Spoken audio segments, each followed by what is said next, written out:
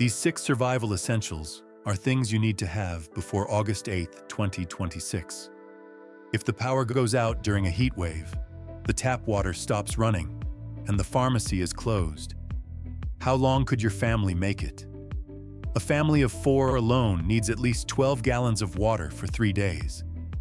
But water is only part of the equation. You also need to keep medications safe, stay connected, handle sanitation, and set up a shelter area if your home is damaged. Buying supplies and putting them in a closet isn't really being prepared if you've never tested how to use them. A power station with the wrong capacity, a first aid kit missing your personal medications, or a water container that's too heavy to lift can all become useless at the exact moment you need them most. This list includes 6 essential items that can help you keep life stable through any emergency. And item number 4 can keep you connected and your essential devices running even when the entire neighborhood loses power. Let's get started. 6. Emergency water storage and filtration system. You can eat a cold meal. You can get through a night without electricity. But nothing can replace water. That's why the first spot on this list couldn't be anything else. A common mistake is buying a few cases of bottled water, putting them in the garage, and thinking you're fully prepared. But a complete water plan isn't just about how many gallons you have. You also need to know whether you can lift your water containers, where you'll get more water once your supply runs out, and how you'll keep clean water from becoming contaminated again. The American Red Cross recommends at least 1 gallon of water per person per day for drinking, food preparation, and basic sanitation. An evacuation kit should cover about 3 days, while your home supply should gradually be built up to around 2 weeks if you have the space. That means 2 people need at least 6 gallons for 3 days and about 28 gallons for 2 weeks. A family of 4 needs about 56 gallons. But the real issue isn't just the amount. It's the weight. 1 gallon of water weighs about 8.34 pounds. A 3-gallon container weighs around 25 pounds when full, while a 5-gallon container weighs more than 41 pounds. A 55-gallon drum can weigh nearly 459 pounds, not including the weight of the drum itself. Large drums can be useful if they're kept in a permanent, safe location with a dispensing spout. But for people over 50, those living alone, or anyone with back or knee problems, they're often not the most practical choice. Sometimes the mistake isn't storing too little water. The mistake is storing water in containers you can't actually use. A better solution is to divide your water into multiple 2.5 to 3-gallon containers. Choose food-grade containers with sturdy handles, tight-fitting lids, built-in spouts, and stable bases. A dispensing spout lets you pour water without lifting the entire container onto a table, which is especially helpful for people with weak grip strength or arthritis. Write the purchase date or the date you filled each container directly on it. Don't keep your entire supply in the basement or the garage. Store some near your main living area, some near the bedroom, and a few where they're easy to load into your vehicle if you have to evacuate. Dividing your supply into smaller containers makes them easier to lift, easier to rotate, and helps prevent losing your entire water supply if one part of your home is flooded or damaged.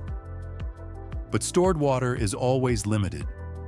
Once your supply starts running low, a gravity-fed water filter becomes your next line of backup. It doesn't require electricity, doesn't need constant pumping, and can process much more water than a personal filter. That's especially helpful for older adults or anyone with limited hand strength. However, don't buy a water filter and assume every water source is safe to drink. Clear water doesn't necessarily mean safe water. Some filters remove bacteria and parasites, but not viruses. Many can't remove chemicals, heavy metals, or salt water. Floodwater may contain fuel, pesticides, sewage, and industrial pollutants that standard filters simply can't remove. So make sure you check exactly what the filter is certified to remove, how long the filter elements last, and how they're replaced. Don't rely only on the huge gallon claims advertised on the box. You should also have two separate containers, one used only for untreated water and one used only for clean water. Label them clearly: untreated water and treated water. Never use the same cup, spout, or utensils for both containers. One single mistake can contaminate your entire supply of freshly filtered water. Also, don't build your plan around the idea that people can survive exactly 3 days without water. Dehydration doesn't happen on the same timeline for everyone. The risk depends on temperature, age, underlying health conditions, activity level, and the medications a person is taking. During the August heat, older adults may start experiencing problems much sooner. You also don't need to buy 2 weeks' worth of water all at once. Start with 3 days. Take the number of people in your household, multiply it by 1 gallon per person per day, then gradually add more as your budget and storage space allow. The right order is enough water for 3 days, small containers that are easy to lift, a suitable gravity-fed water filter, replacement filter elements, a backup water source and treatment plan. Most importantly, test everything now. Lift every container. Open every spout. Set up the filter. Make sure you can identify the clean water container and the untreated water container in low light. Time how long it takes to filter one batch of water, and check whether the weakest person in your household can get water on their own. If a water container is already too heavy under normal conditions, it won't get any lighter when the power is out. The house is getting hotter, and you're making decisions under pressure. A room full of food without a safe source of water isn't a survival plan. It's just a room full of supplies. 5. First aid kit and backup medication plan. On the second day after a storm, the pharmacy is still closed. You open your pill organizer and realize you only have 2 blood pressure pills left. At that point, the problem isn't that you don't have a first aid kit. The problem is that you never had a medication plan. A 200-piece first aid kit can still be almost useless if most of what's inside is adhesive bandages, while it's missing the medications you take every day. Dressings large enough for a serious cut, or a way to protect your medications if the power goes out. A complete system needs 4 parts: trauma supplies, prescription medications, medical records, and a plan to protect medications and essential medical devices. After a storm, danger often shows up during cleanup. Broken glass, nails, sharp metal, contaminated water, and slippery floors can turn a small cut into a major problem. A basic kit should include sterile gauze, rolled bandages, medical tape, elastic bandages, nitrile gloves, sterile saline, tweezers, blunt-tip scissors, instant cold packs, and a thermometer. Make sure your scissors actually cut, your gloves fit properly, your medical tape still sticks, and your gauze pads are large enough. If you're over 50, add reading glasses, hearing aid batteries, a pill organizer, a large print medication list, and a waterproof pouch for important documents. Everyone should have a list of their medications, dosages, dosing schedule, allergies, medical conditions, prescribing doctor, pharmacy, and any medical devices they use. Include copies of your prescriptions or clear photos of prescription labels showing the medication name, dosage, and prescription number. Keep 1 copy in your first aid kit and another in your wallet or evacuation bag. The American Red Cross recommends building your home supply toward about 1 month's worth of medications and medical supplies, if your situation allows. However, never reduce your dosage, skip medications, or change your dosing schedule just to make your supply last longer. Ask your doctor or pharmacist whether you can refill your prescriptions early, whether any medications require refrigeration, and who you should contact if your pharmacy is closed. Temperature is a major concern in August. Heat and direct sunlight can reduce the effectiveness of certain medications, especially insulin and injectable drugs. Never leave medications in your car's trunk, next to a sunny window, or in a hot garage. Medications that require refrigeration should also never be placed directly on ice unless the instructions specifically allow it. If the power goes out, keep refrigerator openings to a minimum and place a thermometer inside. If the temperature rises above the limit listed on the label, record how long it stayed above that temperature and contact your pharmacist, doctor, or the manufacturer. For a minor cut, keep your hands clean. Apply direct pressure to control the bleeding. Rinse the wound with clean water or sterile saline, then cover it with sterile gauze. For a mild sprain, an elastic bandage can provide temporary support. But don't wrap it so tightly that it causes numbness, coldness, or discoloration in the affected limb. Knowing how to use 5 items at the right time is more important than owning 200 items you don't know how to use. Seek medical help immediately if there's uncontrolled bleeding, chest pain, difficulty breathing, fainting, confusion, weakness on one side of the body, a head injury, or a severe allergic reaction. You also need to know which medical devices cannot be interrupted, how long their batteries will last, and where you'll go if your backup power fails. A basic first aid kit usually costs about $10 to $25. After adding large gauze pads, elastic bandages, gloves, saline, and your personal medical supplies, the realistic total is usually around $40 to $80.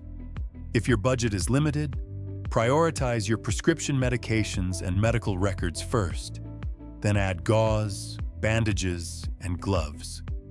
Keep medications in their original labeled containers. Store your medical supplies in a dry place away from heat, direct sunlight, and chemicals. Every 6 months, check expiration dates, moisture, batteries, and your medication list. Before August 8th, open your kit, test the scissors, put on the gloves, open your medication bottles, read through your medication list, and check your hearing aid batteries.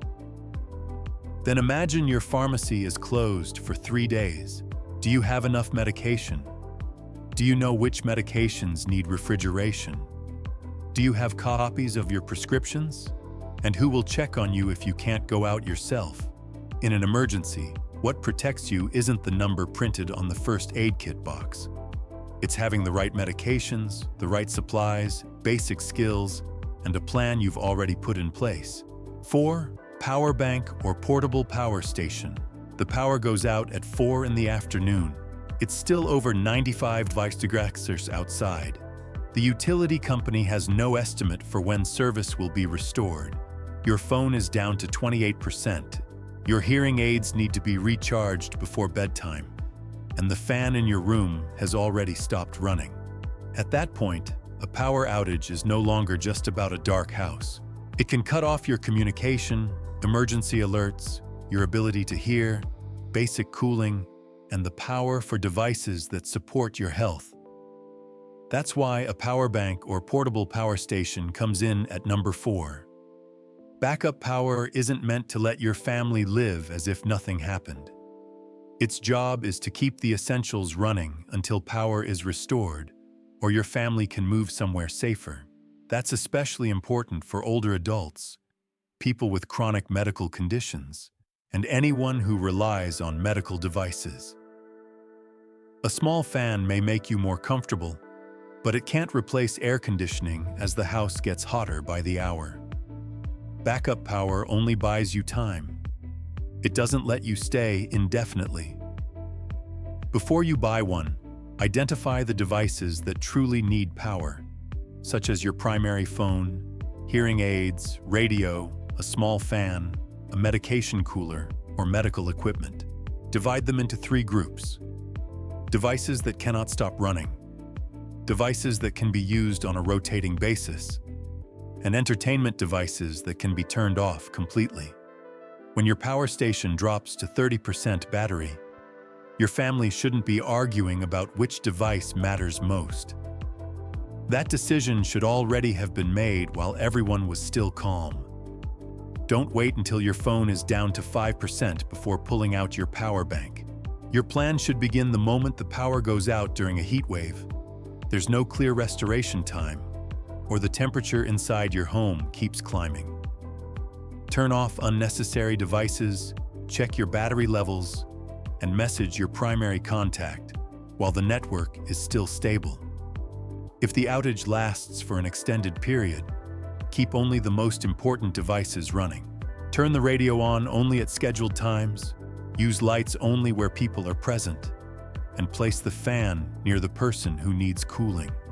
If medications are at risk of spoiling, a medical device has only a few hours of battery left, or someone begins showing unusual symptoms, don't wait until the battery is dead. At that point, your backup power should support getting out of the house. Not every household needs a large power station. If you only need to keep a phone, hearing aids, a small radio, lights, and a USB fan running, a 20,000 to 30,000 mAh power bank is usually lighter and more practical. Don't rely completely on the advertised number of charges, because actual results depend on the device, the cable, the temperature, and energy loss. If you need to run a larger fan, a medication cooler, several devices at the same time, or anything that plugs into a wall outlet, consider a portable power station with about 300 to 500 W of capacity, which tells you how much energy the station can store, while W tells you whether the output is powerful enough to run your device. A power station may store plenty of energy, but if its output is too weak, it still may not run the equipment you need. For people over 50, weight and ease of use are just as important as capacity. Don't buy a power station that's too heavy for you to lift into your vehicle. The display, handles, and ports should also be easy to see and use in low light. The numbers on the box are only estimates. Plug your own devices into the power station, run them for an hour, then see how much battery percentage you actually used. That real-world data is more reliable than advertising claims. When the power goes out, don't plug everything in at once. Charge your phone only to the level you need. Lower the screen brightness. Turn on battery saver mode, and prioritize text messages over long phone calls. Don't use a small power station to boil water or run an electric kettle, space heater, or electric cooktop. Heat-producing appliances can quickly drain the power you need for communication and health. Always keep about 20 to 30% of your battery in reserve for emergency communication, essential devices, and leaving your home. Keep one fully charged power bank in your evacuation bag. Before storm season, download offline maps. Take photos of important phone numbers, the addresses of cooling centers, and your medication list so you'll still have that information if the network goes down. A power station isn't a complete plan. Your family should still have a car charger, a second backup battery if possible, a place where electricity is available, and a way to leave. Set a clear point at which you'll leave your home, such as when a medical device has only a few hours of battery remaining. Your medications can no longer be kept safe, or the temperature inside the house is approaching 90 degrees. Don't buy the equipment and leave it in a closet for 6 months. Charge it and test it regularly. Keep the cables with the device, and don't leave the battery in a hot car trunk, near water, or in a damp area. If the battery starts swelling, cracks, becomes unusually hot, gives off a strange smell, or makes unusual noises, stop using it immediately. Before August 8th, fully charge your backup power and simulate a 2-hour power outage. Charge your phone, turn on the radio, run the fan, charge your hearing aids, and operate any other essential devices. Record how much battery you use and see whether the weakest person in your household can lift it, turn it on, and read the display without help. The goal isn't to keep your house running. The goal is to stay connected, protect your health, and leave a dangerous situation before the last bit of power is gone. 3. USB-C rechargeable LED headlamp. In a house without power, the danger doesn't come only from the darkness.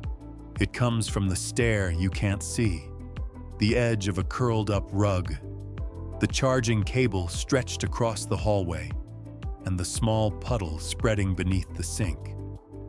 Just one misplaced step can turn a power outage into a trip to the emergency room. That's why a USB-C rechargeable LED headlamp comes in at number 3. A handheld flashlight helps you see, but a headlamp does something even more important. It shines exactly where you're looking while giving you both hands back. That's especially important for older adults. The CDC identifies falls as the leading cause of injury among people age 65 and older. More than 14 million older adults, about 1 in 4 in this age group, report falling every year. Around 3 million end up in the emergency room, and nearly 1 million are hospitalized. Not every fall happens during a power outage, but when a house is completely dark, even familiar objects can become hazards. A headlamp lets you keep one hand on the railing while walking downstairs, use a cane while moving around, open your medication box, read labels, bandage a wound, check the breaker panel, or take your pet outside without having to tuck a flashlight under your arm. If a pipe under the sink starts leaking, the light follows your line of sight while both hands stay free to shut off the water valve. If the smoke alarm goes off, you can open doors, help a loved one, or grab your evacuation bag without giving up your light source. That's the difference between seeing danger and being able to protect yourself. But don't buy the brightest headlamp just because the lumen number on the box is bigger. In a bedroom, hallway, or bathroom, light that's too bright can reflect off mirrors, white walls, or shiny floors and leave you temporarily blinded. A low or medium brightness setting is usually more useful for moving around the house, reading medication labels, and checking the floor. When using it, angle the light a few steps ahead of you instead of shining it straight at eye level. The beam should fall on stair edges, electrical cords, rugs, water on the floor, and anything else in your path. For viewers over 50, ease of use matters more than a few hundred extra lumens. The power button should be large enough to find by touch. The headband should adjust easily and stay in place when you bend over. The light should tilt with firm, secure click stops. It should also be light enough that it doesn't cause forehead pain or neck strain. USB-C charging is the practical choice because the same cable can be used with multiple devices, but keep the charging cable next to the headlamp. A USB-C headlamp won't do you much good if nobody can find the cable in the dark. If your headlamp has a battery level indicator, learn how to read it before you need it. If it supports replaceable backup batteries, that's an advantage during a long power outage. But only use the battery type approved by the manufacturer. Rechargeable headlamps usually start at around $15 to $25 for a basic model. Spending about $30 to $50 usually gets you a better headband, multiple brightness settings, USB-C charging, a battery indicator, and better water resistance. Models that cost more than $70 are usually intended for professional work or demanding outdoor activities. For a house without power, you don't need the most expensive headlamp. You need one that's lightweight, easy to operate, bright enough, and works when you need it. Battery life shouldn't be judged by a single advertised number. One model may run for a long time on low power, but drain quickly on its brightest setting. Temper, battery age, and how you use it all affect the results. The most reliable test is to fully charge it. Turn it on at the brightness level you normally use, and let it run for several hours.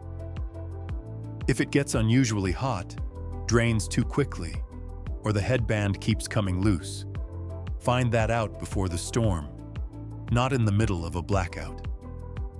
Everyone in the household should have their own headlamp. The first one should be kept beside the bed, within reach without getting up. Another should be kept near the main living area, and the one for evacuation should stay in your emergency bag. Don't store every headlamp in the same drawer. Someone upstairs shouldn't have to walk down a dark staircase just to find a light. Every month, fully charge it, turn it on for a few minutes, and check the button, the headband, and the charging port. Then wear it as you walk from your bed to the bathroom, down the stairs, and while opening your medication bag. A headlamp won't eliminate every risk of falling. Walkways still need to be kept clear, rugs should be secured, and handrails should be easy to reach. But when the power goes out, this one tool can help you see every step. Keep a firm grip on the handrail, and guide a loved one outside without giving up one hand just to hold a light. A flashlight helps you see. A headlamp helps you see while protecting yourself. 2. Emergency sanitation kit and temporary toilet. If your water is shut off or the sewer system stops working, don't wait until the toilet overflows before looking for an alternative. Waste building up inside your home can contaminate your hands, food, drinking water, and living space much faster than most people realize. The simplest setup is to place a camping toilet or a sturdy 5-gallon bucket on a level floor. Line it with a heavy-duty waste bag. Add a second bag around the outside to reduce the risk of leaks. Then place a gel packet or absorbent material inside according to the product's instructions. After each use, add more absorbent material if needed and close the lid. Don't let the bag become so full that it's too heavy or difficult to tie. Once it reaches the manufacturer's recommended limit, put on gloves, securely tie the inner bag, then seal the outer bag and clearly label it as waste. Final disposal should always follow instructions from your local health department and waste management authority. Never dump waste into storm drains, your yard, rivers, lakes, or any water source. Keep toilet paper, nitrile gloves, rinse-free body wipes, soap, hand sanitizer, and replacement bags right next to the toilet. Place a waterproof mat underneath to make cleanup easier if a leak occurs. Divide the area into 2 clearly separate zones. The dirty zone is only for the toilet, waste bags, and used gloves. The clean zone is for unused toilet paper, clean wipes, soap, and backup supplies. One simple trick is to use 2 containers or 2 different colored bags, then label them in large letters: waste and clean supplies. That helps prevent mistakes in the dark or when multiple people are using the system. A basic kit should include a bucket or camping toilet, a proper toilet seat, waste bags, absorbent material, twist ties, nitrile gloves, toilet paper, body wipes, soap, hand sanitizer with at least 60% alcohol, contractor trash bags, and a small light. For people over 50, choose a setup with a comfortable seat height, a stable base, and armrests if needed. A bucket that's too low can be very difficult to use for someone with knee pain, arthritis, or balance problems.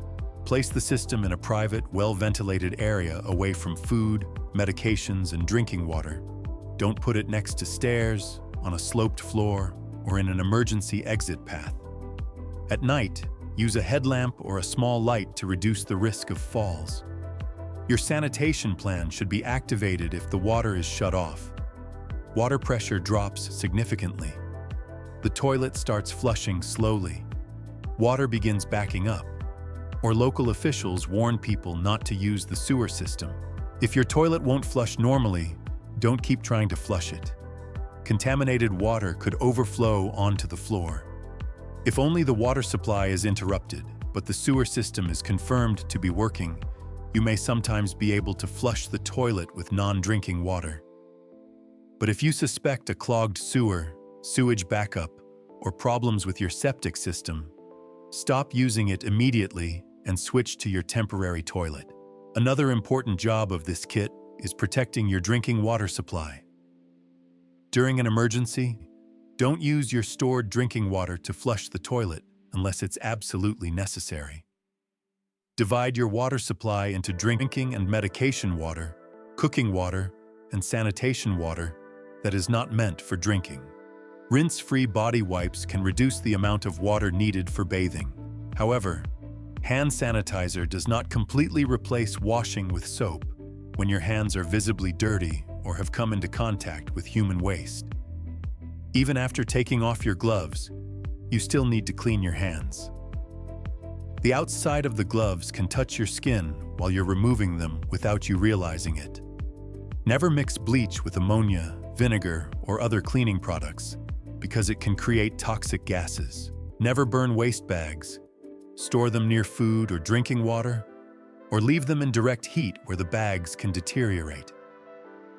If waste spills onto the floor, keep other people away from the area. Wear waterproof gloves, cover any cuts on your skin, and clean it up according to guidance from your local health authorities. Any tools that come into contact with waste should never be returned to the clean supplies area. As for cost, a basic system with a 5-gallon bucket, toilet seat, waste bags, absorbent material, and sanitation supplies can usually be put together for around $30 to $60. A more stable camping toilet and enough bags for several days can bring the total to around $60 to $120. Don't buy based only on the lowest price. Make sure the seat can support the user's weight. The bag won't slip into the bucket. The lid seals securely, and the entire system can be used safely by the weakest person in your household. Another helpful tip is to prepare a separate first-use bag containing 2 toilet bags, 2 pairs of gloves, toilet paper, body wipes, and hand sanitizer. If an emergency happens in the dark, you won't have to open your entire supply bin. Before August 8th, set up the system once. Sit on it to check its stability. Practice lining it with a clean bag and tying it off, and decide where used bags will be stored. Then ask yourself, does your family have enough bags for 3 days? Who will replace the bags?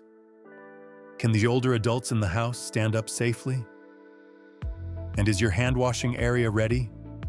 An emergency sanitation kit may not be the most attention-grabbing item on this list, but when the toilet stops working, it helps keep your shelter a safe place to live instead of becoming the next source of contamination. 1. Emergency shelter kit with a waterproof tarp and emergency blankets. After a storm, your house may still be standing, but it may no longer be completely safe. Part of the roof has been torn off, and rain is dripping onto the bed. A broken window lets the wind blow into the room. The floor is wet, the bedding is soaked, and an older adult has started shivering because their clothes are cold. At that point, you don't need to repair the entire room. You need to quickly create a dry, sheltered, and safe place to rest until repairs can be made or you can evacuate. That's the purpose of an emergency shelter kit that includes a waterproof tarp, emergency blankets, paracord, and heavy-duty duct tape. A tarp can temporarily cover a broken window, reduce water coming through a small roof leak, protect food and supplies, or create a sleeping area inside the part of the house that is still usable. Emergency blankets help reduce heat loss when clothes are wet, when someone has to lie on a cold floor, or while waiting outdoors during an evacuation. Before putting up a tarp, make sure the area is still safe. Don't stay in a room with a sagging ceiling, major wall cracks, the smell of gas, downed electrical wires, or water reaching electrical outlets. If the structure shows signs of instability, leave instead of trying to cover the damage. If you're only dealing with a broken window or a small leak, choose the driest area, clear away any broken glass or sharp objects, then use the tarp to cover the opening. When setting it up, give the tarp a slight slope so rainwater runs off to one side instead of collecting in a large pocket.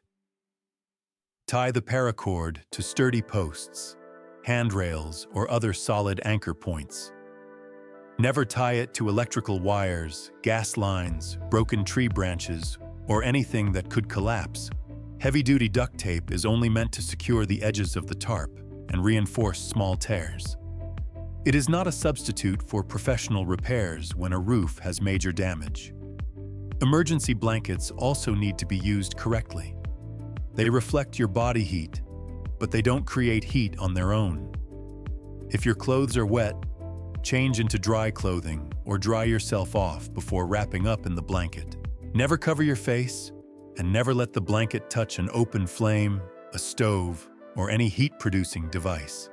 If you have to lie on concrete or a cold floor, place a regular blanket, dry towels, cardboard, or another insulating material underneath you first. Keeping your body off the cold ground is often just as important as covering yourself from above.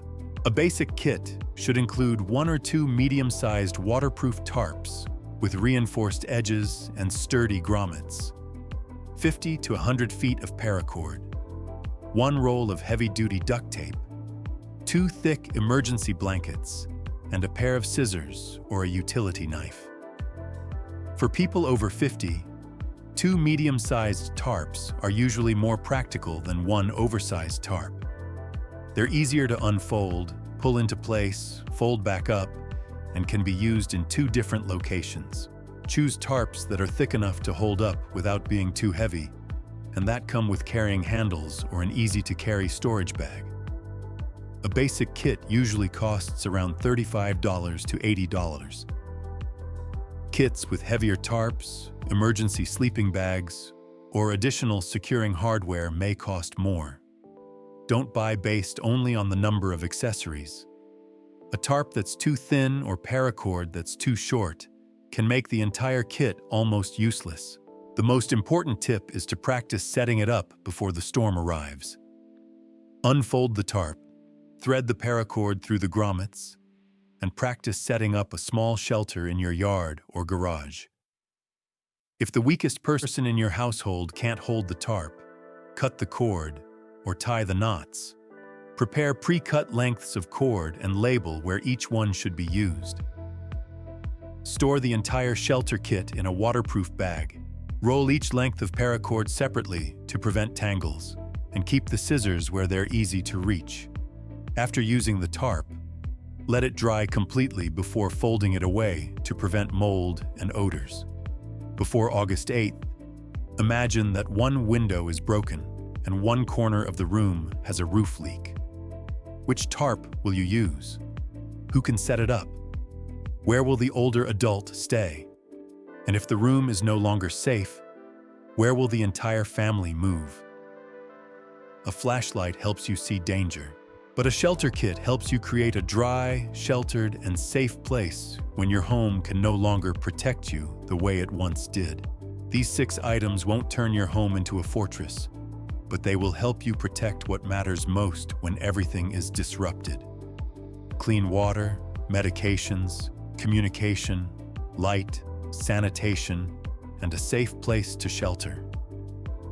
The goal isn't to buy everything in a single day. Start with the item you're missing the most. Learn how to use it. Write down the storage date, and keep it where the weakest person in your household can reach it. Before August 8th, set aside 1 evening to test your plan. Turn off the power for 2 hours. Check your water supply. Open your first aid kit. Test your backup power, and see whether everyone knows what to do.